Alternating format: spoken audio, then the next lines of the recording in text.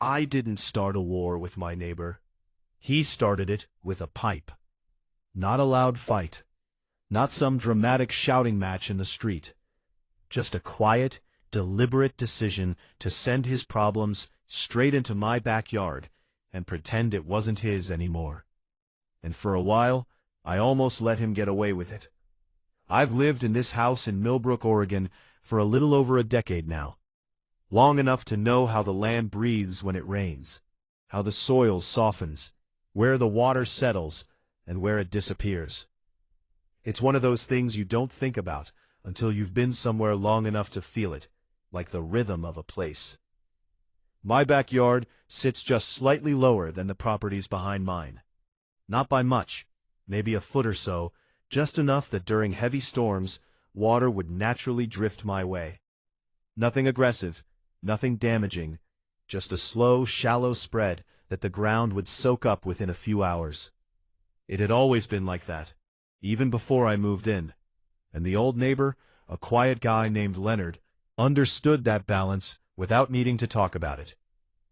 Leonard wasn't the kind of man who interfered with anything unless it truly mattered. He kept his yard simple, left the natural slope alone, never tried to outsmart the land. And because of that, everything just worked. Rain would come, water would move, the earth would take it back. No conflict, no tension, just a system that had figured itself out long before either of us showed up. Then Leonard sold the place. The new owners moved in fast. Too fast, honestly. Like they had something to prove the moment they arrived. His name was Bryce, mid-40s maybe.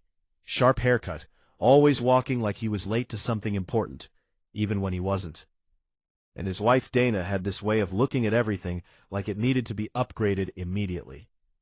Within the first 2 weeks, their backyard was already torn apart, machinery rolling in, contractors yelling over each other, piles of stone and tile stacked along the fence line like they were building something that needed to last forever. At first, I didn't think much of it, and if anything, I figured it might even help with the drainage situation if they did it right. I remember standing at my kitchen window one morning with a cup of coffee, watching them lay down these clean, modern pavers, raising sections of the yard, building out this polished patio area that sat noticeably higher than the original ground level. It looked nice, I'll give them that. Sharp lines, neat edges, the kind of yard you'd see in a home magazine and think, yeah, that's put together. But there was something about the way they were reshaping the slope that didn't sit right with me. I couldn't explain it at the time, just a quiet feeling in the back of my mind. Like watching someone adjust the foundation of something that had been stable for years, without really understanding why it worked in the first place. I almost said something. Almost. Then, the first real storm of the season hit. It came in late, sometime after midnight, one of those steady, heavy rains that doesn't let up. Not violent, just persistent, like it is all the time in the world. I slept through most of it. The sound of it hitting the roof, blending into that familiar white noise you get used to after years in the same place. But the next morning, something felt off before I even stepped outside. There's a certain stillness after a storm, when everything has settled the way it's supposed to. This wasn't that. I opened the back door and just stood there for a second, barefoot on the threshold, looking out at my yard. And it took me a moment to process what I was seeing, because it didn't make sense. Water was everywhere. Not the usual shallow spread that disappears by mid-morning. I'm talking puddles sitting thick across the lawn, pooling in places that had never held water before, reflecting the gray sky like patches of glass scattered across the grass. The ground looked overwhelmed, like it didn't know what to do with what it had been given. I walked out slowly, stepping carefully between the puddles, my eyes scanning the yard, trying to find the source, trying to understand what had changed overnight. And that's when I saw it. Right along the back edge of my property, just a few feet from the fence line, there was a pipe, new, clean, unmistakably intentional, sticking out from beneath their raised patio, angled just enough that there was no confusion about where it was pointing, straight into my yard. I stood there for a while, just looking at it, letting the realization settle in, because this wasn't natural flow anymore. This wasn't the land doing what it had always done. This was directed. This was engineered. And suddenly that uneasy feeling I'd had watching their construction made perfect sense. I told myself to wait. Maybe it was a one-time thing. Maybe I was overreacting. Maybe the system would balance itself out once everything settled. I wanted to give them the benefit of the doubt. Mostly because I didn't feel like starting a problem with people I'd have to live next to every day. But 3 days later, the second storm came, and this time I was ready. I stayed up late, sitting by the back window, lights off, just watching. And when the rain picked up, I saw it happen in real time. Water began collecting across their raised patio, moving exactly where their new slope directed it, gathering speed, funneling toward that pipe, and then, like clockwork, it poured out in a steady stream. Not a trickle, not a drip, a full, deliberate discharge aimed straight at my yard. It hit the ground with force, carving into the soil, spreading out in ways that had never happened before, overwhelming the natural absorption, turning my backyard into a catch basin for everything they didn't want to deal with. That's when I knew this wasn't an accident. This was a decision. And the next morning, I walked over to their door and knocked. Bryce opened the door like I had interrupted something important. Not annoyed exactly, just mildly inconvenienced, like I was a package he hadn't ordered. He leaned against the frame, arms crossed, and before I could even finish saying good morning, his eyes flicked past me toward my yard, like he already knew why I was there, which honestly told me everything I needed to know. I kept it calm. I've learned over the years that the first tone you set in these situations matters more than anything else. I think there's something going on with your drainage system. Water's been pouring straight into my yard since you finished the patio. He didn't even look surprised, just followed my gesture with his eyes, then shrugged, slow and casual, like we were talking about the weather. Yeah, the contractor installed a standard runoff line, he said. Water's got to go somewhere. I let that sit for a second, because there it was, right out in the open. No denial, no confusion, just a quiet admission wrapped in indifference. Right, I said, still keeping my voice even, but it's not supposed to come onto my property like that. It's flooding areas that never had issues before. Another shrug, slightly smaller this time, but sharper somehow. It's rainwater, he said. It'll dry. There's something about that kind of response that hits differently. Not loud, not aggressive, just dismissive in a way that tells you the conversation isn't going to go anywhere. I could have pushed harder, could have argued the details, raised my voice, tried to make him see reason, but standing there looking at him, I realized something simple and uncomfortable. He didn't care. And you can't reason someone into caring when they've already decided not to. So I nodded once, gave him a tight little smile that probably didn't reach my eyes, and said, "All right, I just wanted to bring it to your attention." He nodded back like we had just resolved something, and closed the door. I stood there for a second longer than I needed to, listening to the latch click into place, feeling that quiet shift inside me where frustration stops being reactive and starts becoming intentional. I didn't go back over there again. The next morning, I made 2 calls, one to a surveyor, one to a contractor. If Bryce wasn't interested in having a conversation, then I wasn't interested in having one either. I was interested in understanding exactly where the lines were legally, physically, structurally, because once you know the boundaries, you don't have to argue anymore. You just act within them. The surveyor, an older guy named Frank, showed up first. Sun-faded hat, clipboard tucked under his arm. The kind of person who has spent decades measuring things most people never think about. We walked the back edge of my property together, and pacing it out, checking markers, occasionally kneeling down to brush dirt away from old boundary pins that had probably been there longer than either of us. He didn't say much while he worked, just took notes, made quiet observations, until he finally stood up near that pipe and pointed at the angle. "That's deliberate," he said almost to himself. "Out's right on the line, but the direction that's angled into your side." I exhaled slowly, not surprised, but hearing it confirmed out loud made it real in a different way. So where does that put me? He glanced at me, then back at the pipe. You're within your rights to protect your property, he said, as long as you're not sending anything back in a way that causes damage. You can control what happens on your side of the line. That phrasing stuck with me. Control what happens on your side. Later that afternoon, the contractor came by. Younger guy, sharp, efficient, the kind of person who sees problems in terms of solutions instead of emotions. I walked him through everything, showed him the pooling areas, the pipe, the slope, and he didn't need long to understand the situation. They raised their grade, he said, crouching down to run his hand along the wet soil. Which means all that runoff's got more speed now, and they gave it a direct exit point. You're basically their drainage field. I let out a dry laugh at that, because yeah, that's exactly what it felt like. So what are my options, I asked.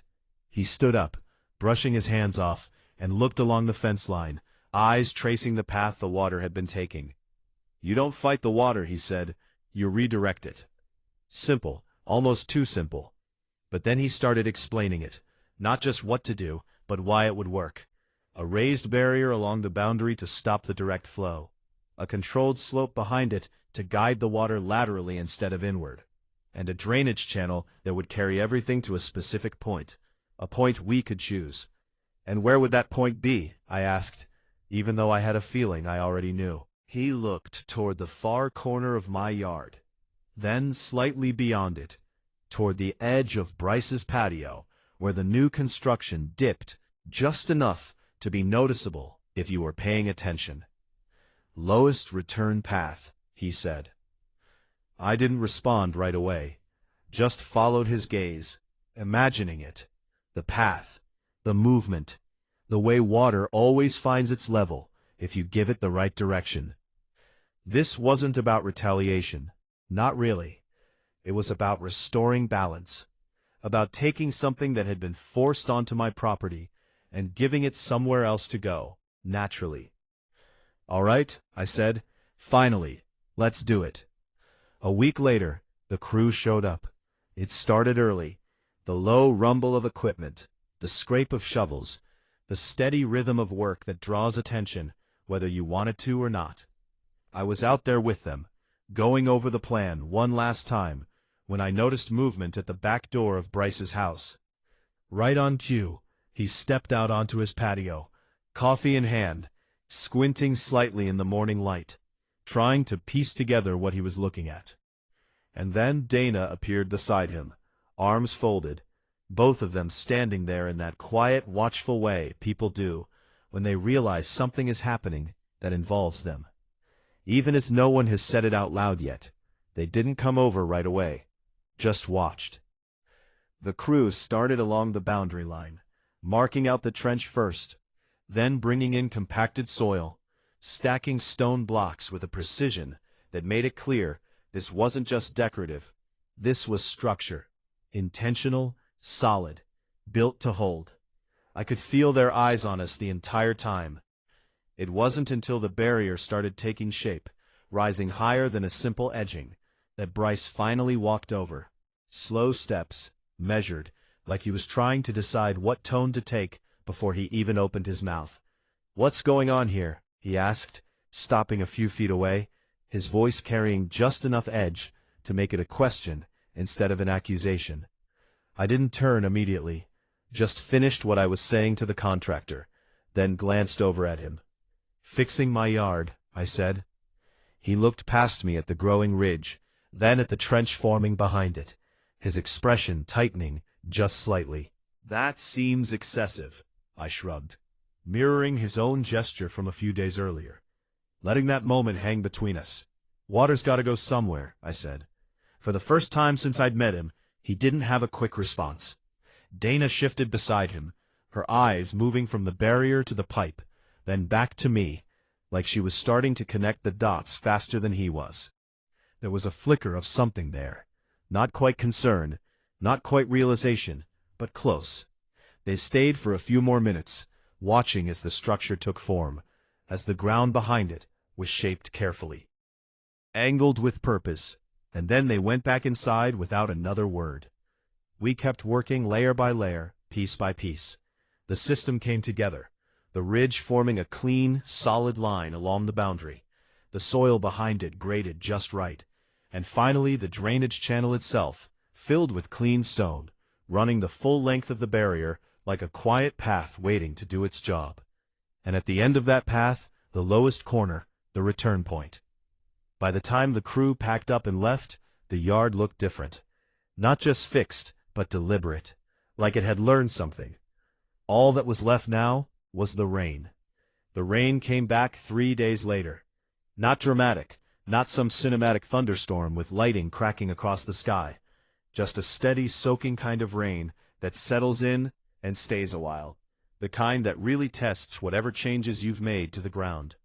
I remember standing by the back door again, same spot as before, hand resting against the frame, just watching it build, the slow gathering of water, the quiet anticipation of what was about to happen. And across the fence, I could see Bryce step out onto his patio, same as last time, coffee in hand. Except this time there was no casualness in the way he stood there. He was watching too.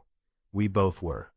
It started exactly how it had before, water collecting across his raised patio, gliding over those clean tiles, following the slope he paid good money to create, moving with purpose toward that pipe. For a brief moment, everything looked identical to the last storm. Same flow, same direction, same assumption that it would all end up in my yard, like it had before. Then it hit the barrier. You could actually see the moment it changed. The stream pouring out of the pipe, hitting that ridge, breaking its forward momentum like a wave against rock, then gathering itself again.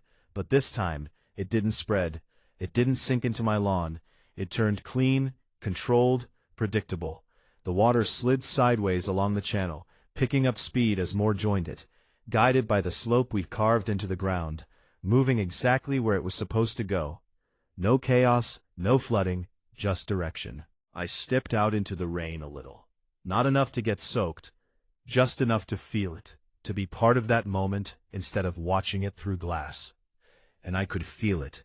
Not anger, not even satisfaction in the way you'd expect. More like a quiet sense of things clicking back into place. The channel carried everything down the line, straight to that far corner, the lowest return point, right where his patio dipped. At first, it didn't look like much. Just a small collection of water at the edge, something you might ignore if you aren't paying attention. But the rain didn't stop, and neither did the flow. More water came, steady, consistent, building on itself, filling the space his design had unintentionally left vulnerable. I glanced up and caught Bryce staring at it, really staring now, not just observing, but calculating, trying to understand why the system he trusted was suddenly behaving differently. By the time the rain eased off later that night, the outcome was clear. My yard was fine, damp sure, but no standing water, no flooding, nothing out of place. It looked the way it had for the past 10 years, after any heavy storm, like the land had done its job and moved on. His patio, on the other hand, by morning, a thin layer of water still lingered across the lowest section. Not deep enough to cause damage, not dramatic enough to call an emergency, but constant, stubborn, the kind of problem that doesn't go away on its own, because it was never designed to. I didn't go over. I didn't need to. 2 days later, there was a knock on my door. I opened it, and there he was. Bryce. Same guy, same posture, but something in his expression had shifted, like the edges had softened just enough to let something real through. No coffee this time, just a pause before he spoke. "Hey," he said, glancing briefly past me toward the backyard, like he wanted to confirm what he already knew. "Got a minute?" I stepped outside, closing the door behind me. Sure. There was a beat of silence, not uncomfortable, just different.